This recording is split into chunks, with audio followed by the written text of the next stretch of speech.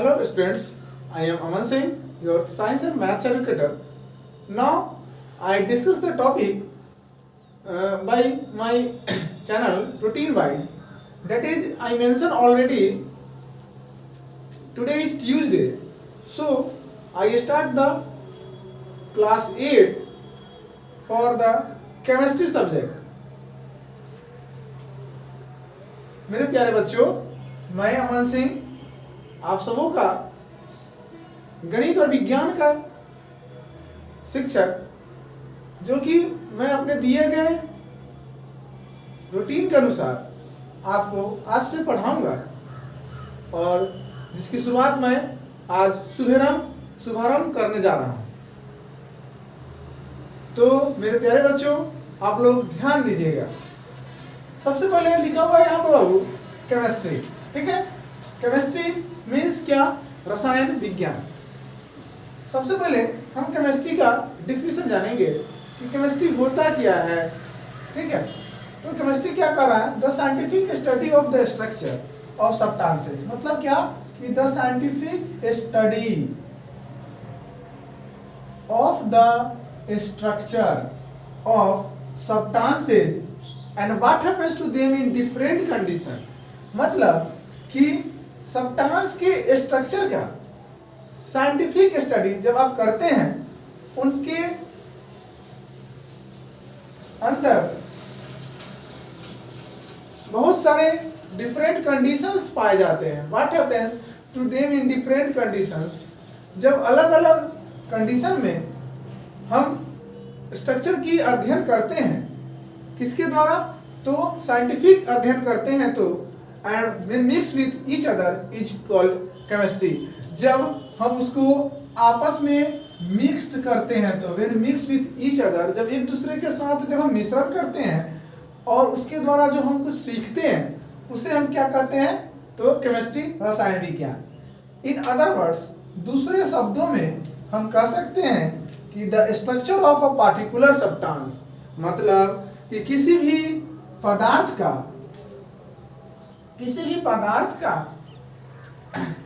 एक पदार्थ का पार्टिकुलर के यहाँ करने का सेंस है कि किसी भी एक पदार्थ का जब हम स्ट्रक्चर यानी कि उनके रूपों को, उनके ढंग को जब हम पढ़ते हैं, समझते हैं, उसे भी हम लोग केमिस्ट्री कहते हैं, यानी कि रसायन विज्ञान कहते हैं।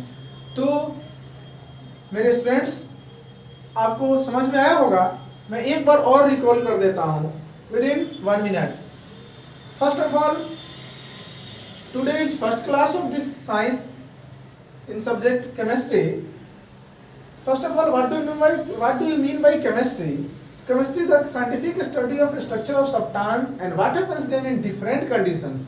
मतलब कि स्ट्रक्चर के साइंटिफिक स्टडी सब्सटेंस के पदार्थ के जो भी उसके रंग रूप है, उसके साइंटिफिक स्टडी को जब हम अलग अलग कंडीशन में पढ़ते हैं और एक दूसरे में जब आपस में मिक्सअप होता है, उसे हम लोग केमिस्ट्री यानी कि रसायन विज्ञान कहते हैं। इन अदर वर्ड्स, दूसरे शब्दों में, the structure of particular substance. मतलब कि किसी भी पदार्थ एक का जब हम किसी उसके स्ट्रक्चर यानी कि उसके रूप के रंग को जब हम उसे समझेंगे, पढ़ेंगे, उसको हम लोग केमिस्ट्री यानी कि रसायन विज्ञान कहते हैं, ठीक है।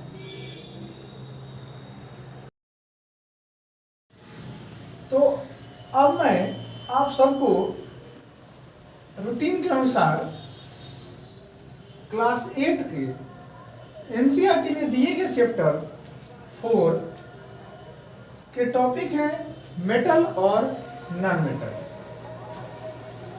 तो मैं आज सब आप लोग को मेटल के बारे में और नॉन मेटल के बारे में बताऊंगा, जिससे आपको कुछ मेटल के बारे में और कुछ नॉन मेटल के बारे में जानकारी होगी। तो आइए देखते हैं मेटल क्या है। सबसे पहले metal in chemistry, metal is an element. क्या है बाबू? एक मेटल जो है वो एक एलिमेंट है that readily forms positive ions, that readily forms positive ions। मतलब कि मेटल एक एलिमेंट है जिसमें हम लोग पॉजिटिव आयंस वो फॉर्म करता है, बनाता है, जिसको हम लोग कटायन भी कहते हैं। क्या करते हैं? कटायन भी कहते हैं। एंड हैज मेटालिक बॉन्ड्स, यानी मेटल के अंदर जब बॉन्ड्स बनते हैं, एक मेटल दूसरे मेटल के साथ बॉन्ड बनाती है, यानी कि एनर्जी का आदान प्रदान आपस में मेटल में होता है।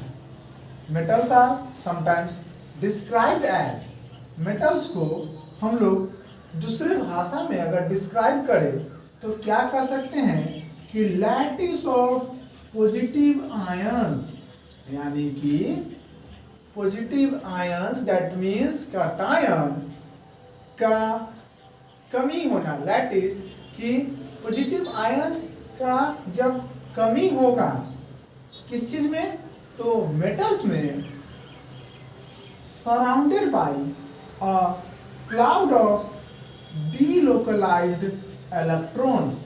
ध्यान से समझिएगा, पॉजिटिव आयंस मतलब सिंपल भाषा में पॉजिटिव आयंस कटायन, कटायन को कैथोड भी कहते हैं। एक अनायन होता है जिसको एनोड कहते हैं। तो कह रहे हैं कि पॉजिटिव आयंस का जब कमी होना, लैटिस मतलब जब कमी होना, और surrounded by a cloud of delocalised electrons, मतलब इलेक्ट्रॉन्स का घटना, डीलोकलाइज मतलब क्या, इलेक्ट्रॉन्स का घटना, उस क्लाउड मतलब क्या होता है बाबू, ध्यान समझिएगा कि क्लाउड जहां भी जब एक जगह फॉर्म होती है वहां से क्या होता है बारिश, रेन होता है, ठीक, प्रेसिपिटेशन द्वारा रेन की जाती है। तो क्लाउड का जो फॉर्मेशन होता है उसमें से इलेक्ट्रॉन्स का डीलोकलाइज मतलब बहुत सारे इलेक्ट्रॉन में से किसी एक या दो इलेक्ट्रॉन्स का डीलोकलाइज्ड हो जाना, वही हमारा मेटल्स कहलाता है। कब होगा? तब दो एलिमेंट के बीच में ही ना होगा, कोई चीज बॉन्ड्स बने या डीलोकलाइज्ड हो, बॉन्ड्स बने या डीलोकलाइज्ड हो। कब होगा? तो दो एलिमेंट के बीच में होगा, ठीक है। दोनों एलिमेंट के बीच में सबसे पहले क्या फॉर्म्स होगा? तो पॉजिटिव आयंस फॉर्म होगा, उसको क्या कहेंगे? कटायन कहेंगे। कटायन को क्या कहते हैं? तो कटायन को बाबू कैथोड भी कहते हैं, ठीक है। आप लोग इसे अच्छे से नोट डाउन कर लें। कटायन को कैथोड भी कहते हैं और हमारा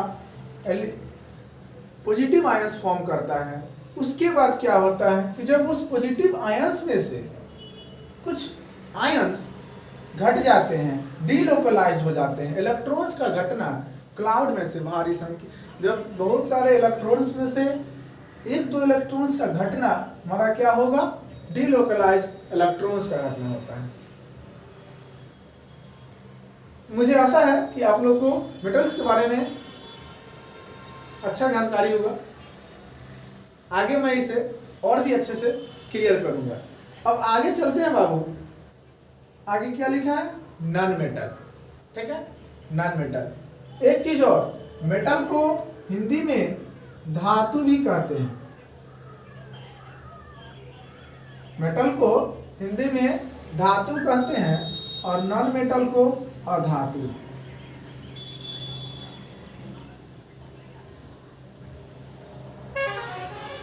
और नॉन मेटल को अधातु, ठीक है।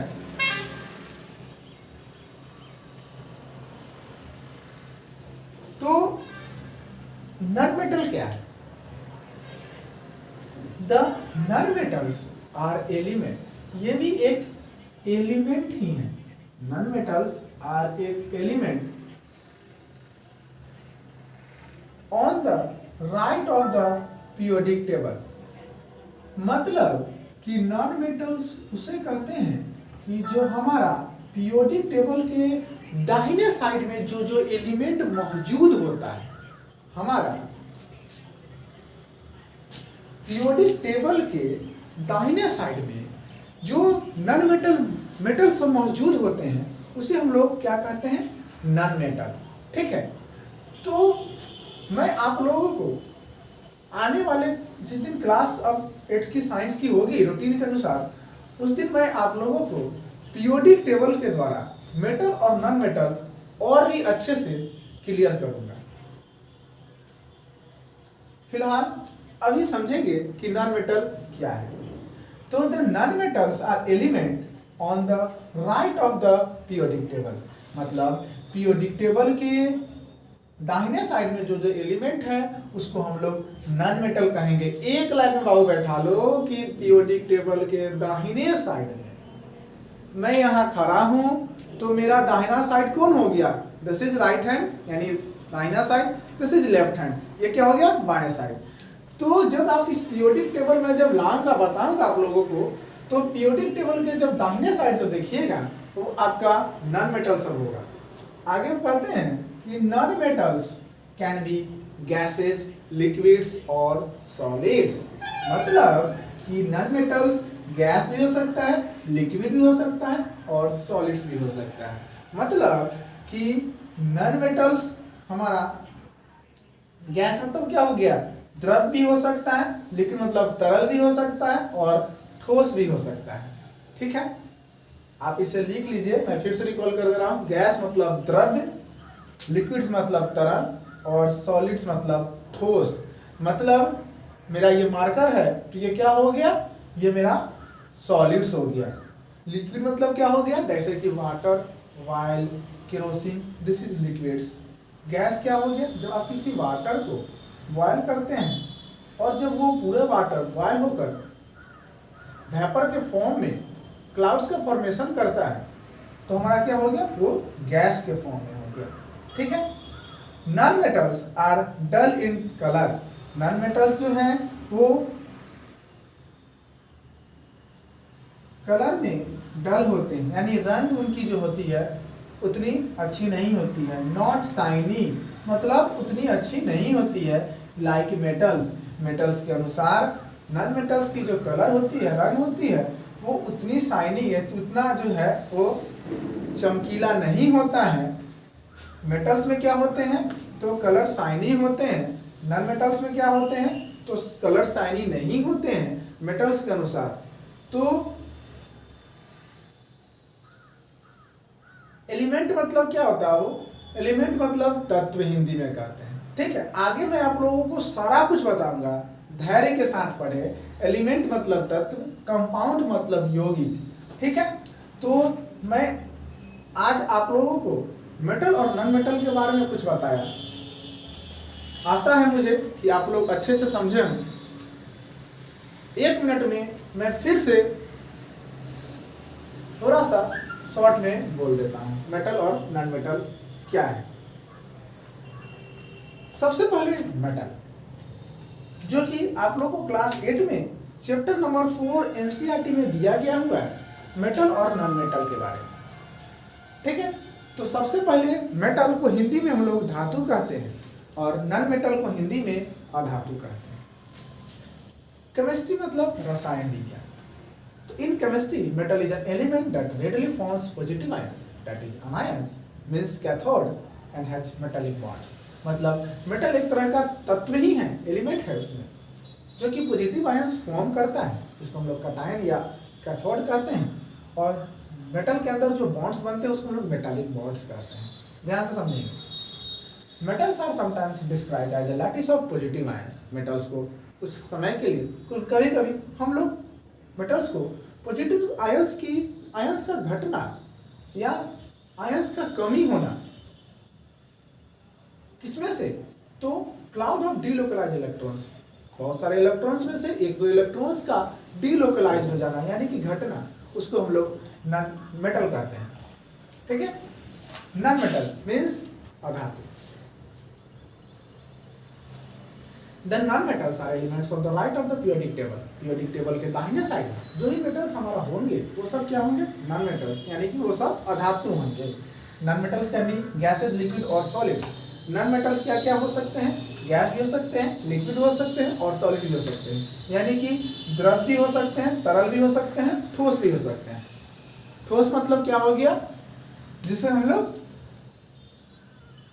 जिसका शेप और वॉल्यूम हम लोग निकाल सके, जिसकी शेप और वॉल्यूम फिक्स्ड हो। ठीक है। लिक्विड में क्या होता है?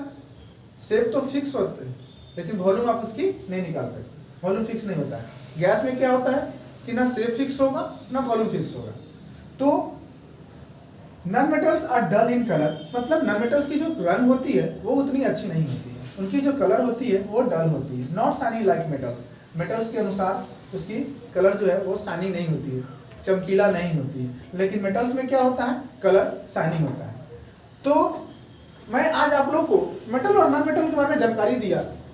आशा है कि इसे आप लोग अच्छे से, बहुत अच्छे ढंग से समझे हो और आप इसे नोट डाउन भी कर लीजिएगा या स्क्रीनशॉट ले लीजिएगा वीडियो को पॉज करके। तो अगर मेरे इस चैनल पर पहली बार आए हैं तो इस चैनल को सब्सक्राइब करना ना भूलें, ज़्यादा से ज़्यादा लाइक, शेयर और कमेंट करें। और मेरे चैनल पर अगर पहली बार आए हैं तो चैनल को सब्सक्राइब करने के साथ साथ बेल आइकन को भी दबाना ना भूलें, ताकि जब भी मैं अपना कभी भी वीडियो अपलोड करूं तो सबसे पहले आपको उसका नोटिफिकेशन मिल जाए। तो आज के लिए बाबू धन्यवाद, फिर कल मिलते हैं। ओके।